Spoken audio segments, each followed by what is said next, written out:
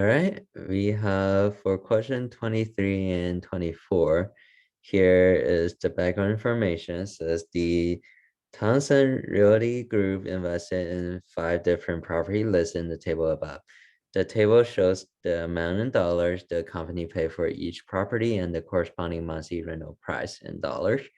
The company charges for the property at each of the 5 locations. Okay.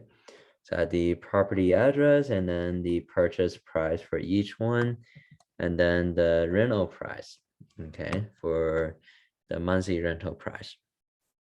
All right, question 23 says, the relationship between the monthly rental price R in dollars and the property purchase price P in thousands of dollars can be represented by a linear function.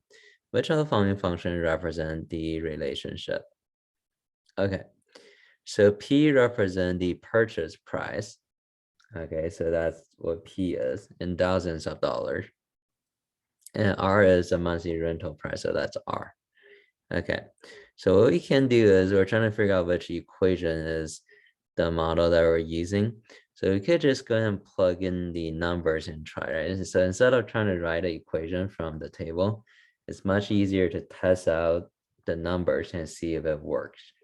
Okay, so and we don't have to do all 5. We could just do one of them, and let's go through, just pick one point and then try to see which one we can eliminate, right? So if we just pick the first one, why not? Okay, so the purchase price is 128,000 and then the monthly rental is 950.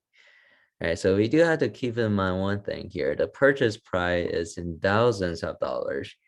And here they even underline this, right? So whenever they underline something for us, we have to pay attention to that, right? So it's the rental price is, the purchase price is in thousands of dollars. So instead of using 128,000 for P, we're just gonna use P equal to 128 because P is in thousands of dollars. Okay, so the purchase price here will just do 128 and that represent 128,000.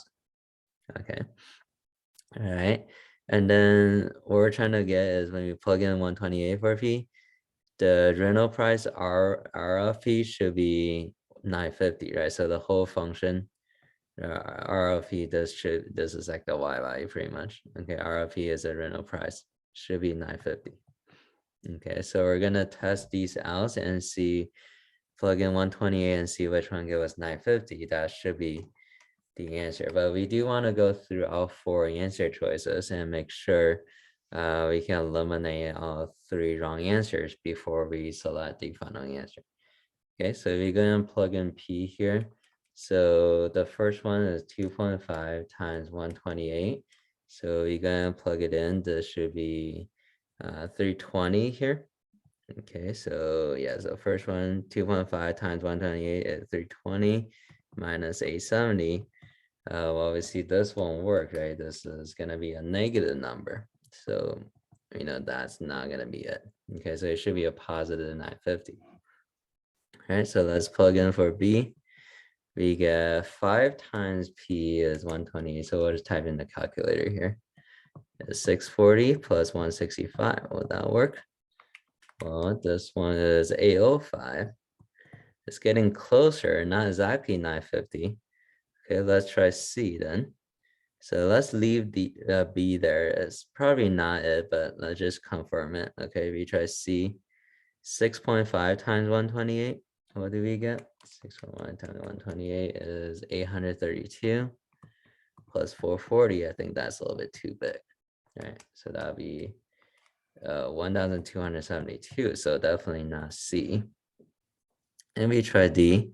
7.5 times 128 is 960 minus 10. Well, that's 950, right? That's exactly 950. So that's what we want. So it had to be D, right? So that's the closest. It's actually right on. So it had to be D. Okay, so then we know D should be the answer. And if you try the other data point, right, the other number from the table, also give us the same answer. Okay, so D will work for all the numbers here. Okay, so that's it for question 23.